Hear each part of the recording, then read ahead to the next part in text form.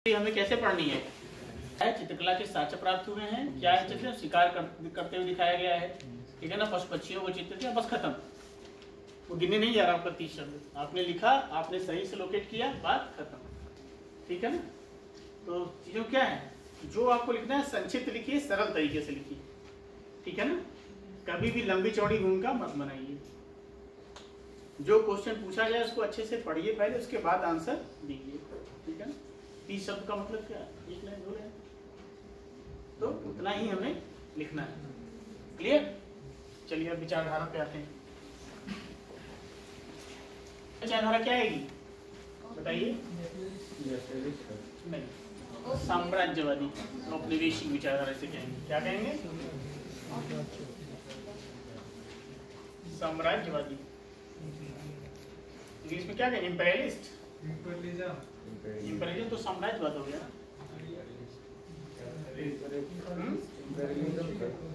Imperialist भी कह सकते हैं, नेशनलिस्ट जैसे कहते हैं, इंपेरियलिस्ट भी कह सकते हैं, ठीक है। साम्राज्यवादी विचारधारा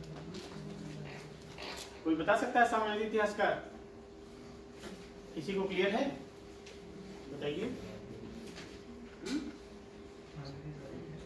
देखिए जैसे Vincent Smith, clear? Vincent Smith, James मिल, ठीक है ना। ये लोग क्या हैं? ये लोग क्या हैं? साम्राज्यवादी हैं, ठीक है ना। इनका क्या उद्देश्य था? इनके इतिहास लेखन का उद्देश्य क्या था कि भारत को क्या कहना, उसकी उपलब्धियों को कम करके बताना, या कहना कि भारत क्या है, कोई सभ्यता नहीं थी, उन्हें शासन का कोई ज्ञान नहीं था, ठीक है ना। ये सपेरों का देश है, मदारियों का देश है, इन्होंने सभ्यता कहाँ पाई? फिर एक इसमें थ्योरी है, इसमें क्या है? White man burden theory. इसको ध्यान रखिएगा क्योंकि आपको आगे भी काम आएगा। व्हाइट मैन बर्डन थ्योरी, ठीक है ना। ये क्या है व्हाइट मैन बर्डन थ्योरी? मतलब श्वेत प्रजाति का सिद्धांत, ठीक है ना। ये क्या कहेंगे कि हमारे ऊपर एक भार है, हम लोग बहुत हाँ, मतलब हम लोग क्या है, हम लोग जो सफेद रंग के लोग हैं, जो यूरोपीय लोग हैं, हम लोग दुनिया में सर्वश्रेष्ठ हैं।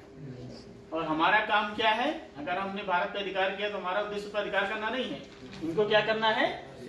हमको क्या करना है? भारत को सभ्य बनाना है। क्या करना है? ये असभ्य है, ठीक है ना। इनको क्या करना है? हमें सिविलाइज करना है, सभ्य बनाना। ये हमारा क्या है? बर्डन है, हमारा ये भार उत्तरदायित्व है कि हम इनको सभ्य बनाएंगे। कहते हैं ना कि ब्रिटेन का सूर्य कभी अस्त नहीं होता, मतलब दुनिया में सबसे ज्यादा उपनिवेश किसने बनाए? ब्रिटेन ने, ठीक है ना। अमेरिका को गुलाम बनाया, ठीक है ना। ऐसा कोई देश नहीं जिसको गुलाम न बनाया। अफ्रीका में भी गुलाम बनाया सबको। अब किस सिद्धांत के अंतर्गत बनाया? व्हाइट मैन बर्डन, मतलब श्वेत प्रजाति के लोग हम लोग क्या हैं, दुनिया में सर्वश्रेष्ठ हैं, हमारा मुकाबला कोई नहीं कर सकता। और यही कारण था कि विंसेंट स्मिथ ने एक पुस्तक लिखी, उसका नाम था अर्ली हिस्ट्री ऑफ इंडिया। क्या नाम था? Early history of India. अब देखिए इन्होंने किया क्या इसमें, इन्होंने इस पुस्तक में किया क्या कि अपनी उपलब्धियों को बताने के लिए क्या किया, 1/3 भाग में सिकंदर के आक्रमण का उल्लेख कर दिया, ठीक है ना। क्यों किया? बताने के लिए कि देखो हमने आया, सब कुछ जीत लिया, ठीक है ना। हम आए और देखिए कितने श्रेष्ठ थे, हम जीत लिए सब कुछ, ठीक है ना। और ये क्या किए, जेम्स मिल आए तो एक कदम और आगे बढ़ गए, ये एक कदम और आगे बढ़ गए। इन्होंने क्या लिखा, क्या पुस्तक का क्या नाम है? हिस्ट्री ऑफ ब्रिटिश इंडिया, ठीक है ना। इनकी पुस्तक क्या क्या नाम है? History of British India. अब देखिए इन्होंने क्या किया, ये इनसे भी एक कदम आगे निकल गया। इन्होंने क्या किया, देखिए इन्होंने क्या किया, इतिहास को कैसे बांट दिया? हिंदू एज, ठीक है ना, हिंदू एज, मुस्लिम एज, ठीक है ना। और अपने को क्या कह दिया? आधुनिक। अपने को क्या कह दिया? Modern age. यानी ब्रिटिश एज क्या था, हमने भारत में क्या किया? आधुनिक किया, ठीक है ना। अब बताइए धर्म के आधार पर बांट दिया इन्होंने, भारत को इन्होंने धर्म को आधार पर बांट दिया। ये तो सांप्रदायिकता का प्रचार प्रसार हो गया। इसका मतलब ये है कि मुस्लिम काल में खाली मुस्लिम रहे होंगे, लेकिन ऐसा तो था नहीं, राजपूत भी थे। विजयनगर में भी कृष्णदेवराय का शासन था, तो क्या मुस्लिम थे वो मध्यकाल में? नहीं ना। अकबर के समय में भी राजपूत थे, तो कैसे हम मुस्लिम केस कर रहे हैं? ये तो गलत है ना, मुस्लिम केस कहना तो गलत है ना, ठीक है ना। कैसे हम धर्म के आधार पर इतिहास को बांट सकते हैं? ये डिवाइड एंड रूल पॉलिसी हुई ना। ओके, क्लियर ना? तो क्या होगा? अपने को देखिए, अपने को उन्होंने कह दिया कि मैं मॉडर्न एज का, आधुनिक एज बता दिया, ब्रिटिश काल। आपको बांटना है का तो अपने को ईसाई कहते हैं, ईसाई कह लेते हैं ना, क्या दिक्कत है? अपने को ईसाई कहते हैं आप, क्रिश्चियन कहते हैं। क्यों भाई, अपने आप को आप मॉडर्न क्यों कहा आपने? गड़बड़ हुई कि नहीं हुई? तो इन लोग का उद्देश्य क्या था कि भारत में अपने शासन को मजबूत बनाना, अधिकार करना, उसको उचित ठहराना, चाहे वो व्हाइट मैन बर्डन थ्योरी हो और चाहे वो धर्म के आधार पर विभाजन हो। क्लियर? इसमें भी दो विचारधाराएं आती हैं, एक होते हैं प्राच्यवादी, ओरिएंटलिस्ट, ठीक है ना, ओरिएंटलिस्ट, और एक होते हैं उपयोगितावादी। अब देखिए इसमें भी क्या है, प्राच्यवादी क्या कहेंगे, ये भारत के अतीत का गुणगान करेंगे। तो समझने के लिए है, इसको ज्यादा बस समझिए केवल। ये क्या कहेंगे, अतीत का गुणगान करेंगे। जैसे विलियम जोन्स हो गए, उन्होंने क्या किया, चंद्रगुप्त मौर्य का सेंडोकोटस कहा गया ना यूनानियों, तो उसका उन्होंने क्या किया, चंद्रगुप्त मौर्य से जोड़ा, ठीक है ना। तो ठीक है, ये तो बढ़िया है, आपने सिक्कों, जैसे जेम्स प्रिंसेप ने अशोक के अभिलेख खोजे, तो ये लोग क्या थे, प्राच्यवादी थे। जेम्स प्रिंसेप ये लोग क्या थे, प्राच्यवादी थे। विलियम जोन्स, कनिंघम, जिन्हें भारतीय पुरातत्व का जनक कहा जाता है, इन्होंने क्या किया, सिक्के लाए, खोजा इन्होंने, ठीक है, अतीत का आपने गुणगान किया।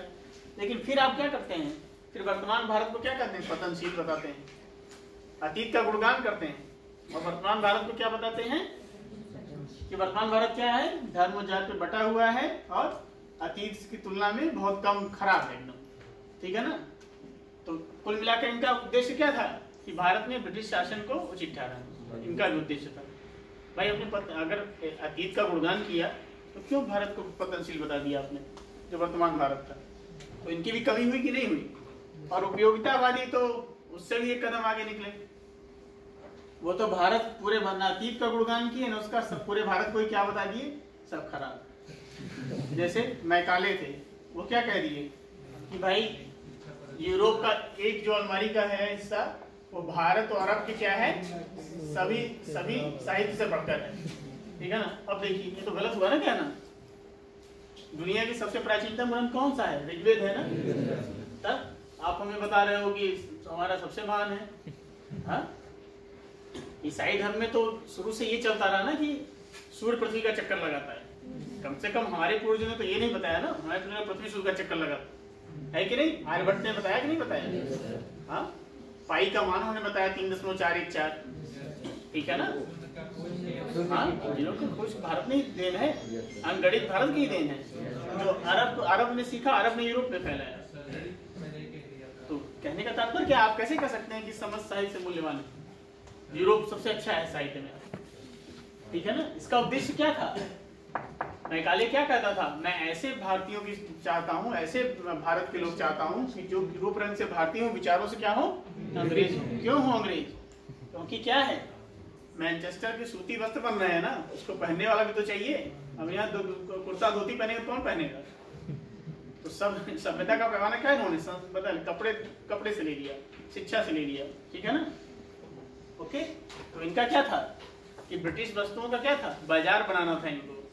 इसलिए क्या था, भारत को ये क्या कहेंगे, पिछड़ा हुआ देश कहेंगे। तो सबका अलग अलग प्रयोजन था, और कुल मिलाकर टोटल अप्रोच क्या था साम्राज्यवादियों का, भारत को नीचा दिखाना, ठीक है ना, भारत की उपलब्धियों को नीचा दिखाना। क्लियर? अब देखिए, अब इसकी प्रतिक्रिया होगी ना, साम्राज्यवादी ये कहेंगे तो राष्ट्रवादी भी तो कहेंगे, कुछ आएंगे, अपना विचार देंगे। हाँ, अरे चाहते थे कि हमको क्या जरूरत है, जो आपने कहा सिद्धांत प्रिडेशन थ्योरी, उनका उद्देश्य ये था कि हमें क्या करना है, हमें मैंने क्या बताया, वो ऐसे भारतीय चाहते हैं जो पढ़े लिखे हों, अंग्रेज पढ़े लिखे हों। जैसे मान लीजिए किसी कलर्स बनाना, मैं बता रहा हूँ, जैसे वो क्या चाहते थे, अगर हम किसी ब्रिटेन को रखेंगे तो ज्यादा वेतन लेंगे ना, तो थोड़ा सा भारतीयों को साक्षर कर लिया जाए, उनको क्लर्क बना लिया जाए, हमारा काम भी हो जाएगा, कम पैसे हो जाएगा, खर्च कम करना पड़ेगा। डिग्री इसीलिए बनी सर, देखिए ध्यान सुनिए, तो उनका उद्देश्य क्या था, उन्होंने कहा कि हमको सबको नहीं पढ़ाना है, सब पढ़ जाएंगे तब तो ये विद्रोह कर देंगे स्वतंत्रता के लिए, सबको नहीं पढ़ाना है। किसको पढ़ाना है, जो संपन्न वर्ग को, जो अच्छा पैंट शर्ट पहनेंगे, धोती कुर्ता क्यों पढ़ाएंगे, इन्हीं को पढ़ाओ जो हमारा सामान वामान खरीदे, उतनी ही शिक्षा दो। यानी उनका उद्देश्य क्या था कि अपर क्लास को शिक्षा दो, ठीक है ना, यानी जो संपन्न है उनको शिक्षा दो, धीरे धीरे अपना पहुंचेगा नीचे तक, वो हमारी जिम्मेदारी नहीं है। तो यही तो कारण हुआ कि शुरू में उदारवादी क्या थे, जब आप कांग्रेस की स्थापना में देखेंगे उदारवादी क्या थे, वो ब्रिटिश शासन का विरोध नहीं करते थे, वो अन ब्रिटिश रूल का विरोध करते थे, अन ब्रिटिश कहते थे ना। उनका उद्देश्य क्या था कि भाई आप शासन करिए हम पे, आपने हमको सभ्य बनाया ठीक है, लेकिन जो कमी उसमें क्या है, आपके प्रशासन में कमी है, आपका बहुत बड़ा योगदान है, उनकी प्रशंसा करेंगे अंग्रेजों की, ठीक है ना, केवल क्या कहेंगे, प्रार्थना करेंगे, निवेदन करेंगे कि थोड़ा सा परिवर्तन करिए, ठीक है ना। तो वो क्या है, अपर क्लास है ना। शुरू में क्या था भारत में, शिक्षा क्या थी, केवल विशिष्ट लोगों तक सीमित थी, ठीक है ना। यहाँ तक कि 1930 में भी जब सविनय अवज्ञा आंदोलन चल रहा था, उस समय भी 90% लोग निरक्षर थे भारत में, ठीक है ना। 90% क्या थे, इलिटरेट थे। लिटरेसी क्या थी, 90% लोग निरक्षर थे, आप समझ जाइए। 10% लोग साक्षर थे 1930 में। ये स्थिति थी भारत की, आप कल्पना कर सकते हैं। आप अगर आपने शिक्षित करने का ही प्रयास किया तो ये स्थिति क्यों आई, इसका मतलब था आप क्या चाहते थे, केवल को शिक्षित करना, ठीक है ना। यही है अधोमुखी निस्पंदन का सिद्धांत या फिल्ट्रेशन, ठीक है ना, ठीक है ना। मतलब शिक्षा क्या है, ऊपर से नीचे तक जाए, ऊपर को हम शिक्षित करेंगे, नीचे से हमारा मतलब नहीं है। और यही कारण क्या था, इलिटरेसी का। 90% लोग निरक्षर थे भारत में 1930 में। क्लियर, कोई दिक्कत नहीं ना। अब आइए दूसरे विचारधारा पे आते हैं।